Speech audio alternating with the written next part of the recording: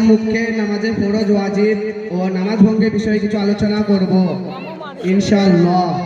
নামাজের শর্ত সমূহ: নামাজের বাইরে 7টি ফরজ যাকে সারায়েত বলে। নাম্বার 1 শরীর পাক হওয়া, নাম্বার 2 কাপড় পাক হওয়া, নাম্বার 3 সতর ঢাকা। আমরা বিশেষভাবে মনে রাখবো নামাজের মধ্যে শরীর কাপড় জায়গা পাক করার কোনো সুযোগ নেই। নামাজের মধ্যে থাকা অবস্থায় কঠিন মনোযোগের প্রয়োজন, কারণ আল্লাহর নবী সাল্লাল্লাহু আলাইহি ওয়াসাল্লাম বলেছেন, আসসালাতু মি'রাজুল মুমিনিন, নামাজ আল্লাহর সাথে দিদারের মাধ্যম। নাম্বার 4 জায়গা পাক হওয়া। নাম্বার 5 নামাজের সময় হওয়া, অর্থাৎ আমাদের জানতে হবে নামাজের মধ্যে সময়কে ফরজ করা হয়েছে।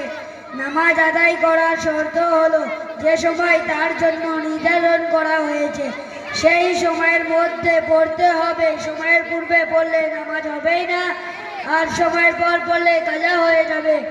বিশেষ করে ফরজ ও মাগরিবের সময় অনেক নামাজির এদিকে লক্ষ্য থাকে না।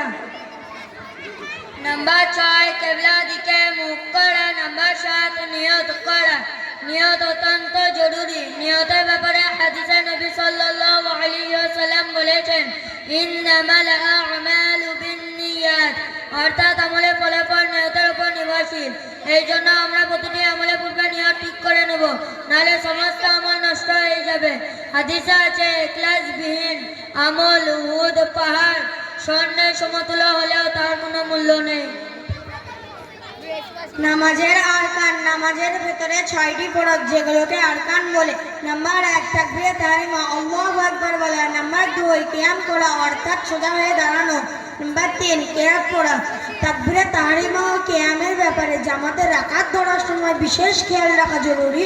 তাড়াতাড়ি করার কারণে এখানে অনেকেই ভুল করি। রাকাত ধরার ব্যাপারে তাড়াতাড়ি করতে নিষেধ করা হয়েছে। আর কিরাত এভাবে পড়া জরুরি যে হরফগুলো সহি শুদ্ধভাবে আদায় হয়।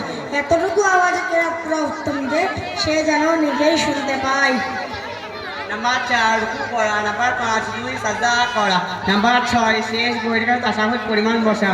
কওমা করা, অর্থাৎ রুকু থেকে উঠে সোজা হয়ে দাঁড়ানো।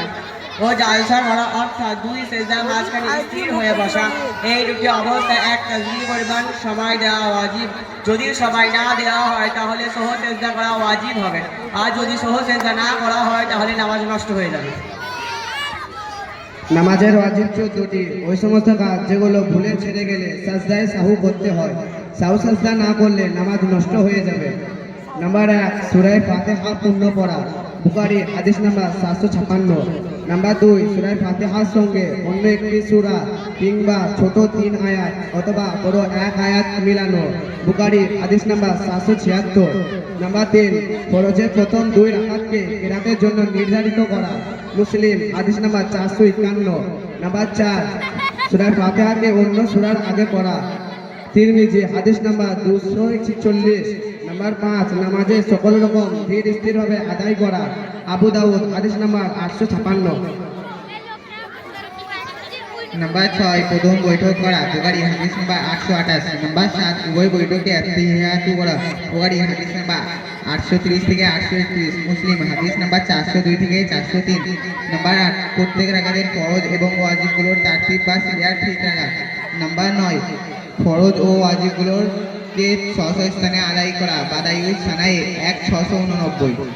নাম্বার 10 বেতরের নামাজের তৃতীয় রাকাতের কিরাতের পর কোনো দোয়া পড়া। অবশ্যই দোয়ায় কুনুত পড়লে ওয়াজিবের সাথে সাথে সুন্নত আদায় হয়ে যাবে। নাম্বার 11 দুই দেয় নামাজে অতিরিক্ত 6 তাকবীর বলা। আবু দাউদ হাদিস নাম্বার 1152। নাম্বার 12 দুই দেয় নামাজে অতিরিক্ত 3 তাকবীর বলার পর রুকুর জন্য ভিন্নভাবে তাকবীর বলা। ইবনে আকিজাইবা হাদিস নাম্বার 5704। নাম্বার 13 ইমামের জন্য জোহর, আসর এবং দিনের বেলায় সুন্নত নফল নামাজে কিরাত আসতে পড়া এবং ফজর, মাগরিব, ঈশা, জুমআ, দুইর ও তারাবিহ বেতরের নামাজে কিরাত শব্দ করে পড়া। আবু দাউদ হাদিস নাম্বার 41। নাম্বার 14 নামাজের মাধ্যমে সালামের মাধ্যমে নামাজ শেষ করা। আবু ইবনে আকিজাইবা হাদিস নাম্বার 996। নামাজ ভঙ্গের কারণ সমূহ: এমন জিনিস যার দ্বারা নামাজ ভঙ্গ হয়ে যায়। নাম্বার 1, নামাজ অবস্থায় কথাবার্তা বলা, ইচ্ছাকৃত বা ভুল ক্রমে কম হোক বা বেশি। নাম্বার 2, নামাজের বাইরে কোনো ব্যক্তি দোয়াতে আমিন বলা। নাম্বার 3, কোনো কষ্ট ও ব্যথার কারণে আতরানো অথবা সহ্য করা। নাম্বার 4, নামাজের অবস্থায় কোনো কিছু খাওয়া। নাম্বার 5, কোরআন মাজিদ পড়ার সময় এমন ভুল করা যার দ্বারা অর্থের পরিবর্তন হয়ে যায়। নাম্বার 6, কোরআন দেখে পড়া। নাম্বার 7, নামাজ পড়ার সময় এমন কোনো ভুল করা যার দ্বারা দর্শক মনে করে যে ওই ব্যক্তি নামাজের মধ্যেই নেই।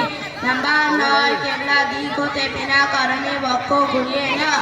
নাম্বার 10, ইমামের স্থান হতে আগে এগিয়ে যাওয়া। নাম্বার 11, পবিত্র স্থান হতে সেজদা করা। নাম্বার 12,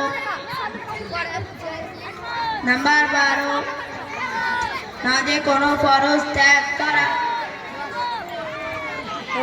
যে সময় নামাজ পড়া যায় না, আধা ঘন্টা কাজে। নাম্বার 1, সূর্য উদিত হওয়ার পর থেকে সূর্য উপরে আসা পর্যন্ত প্রায় 20 মিনিট। নাম্বার 2, সূর্য একেবারে মাথার উপরে আসার পর থেকে সূর্য ঢলে যাওয়া পর্যন্ত প্রায় 5 মিনিট। নাম্বার 3, সূর্য হলুদ বর্ণ ধারণ করার পর থেকে সূর্য অস্ত যাওয়া পর্যন্ত প্রায় 20 মিনিট। মাসালা, আসরের নামাজকে সূর্য হলুদ বর্ণ ধারণ করা পর্যন্ত বিলম্ব করা মাকরুহ। কিন্তু যদি কোনো কারণে বিলম্ব হয়ে যায় তবে শুধুমাত্র আসরের নামাজ পড়তে পারবে। এছাড়া দুটো সময় এমন আছে যখন নফল নামাজ পড়া মাকরুহ। নাম্বার 1, সুবহে সাদিক হতে সূর্য উদিত হওয়ার পর্যন্ত। নাম্বার 2, আসরের নামাজের পর হতে সূর্য হলুদ বর্ণে রূপান্তরিত হওয়ার পর্যন্ত। আসসালামু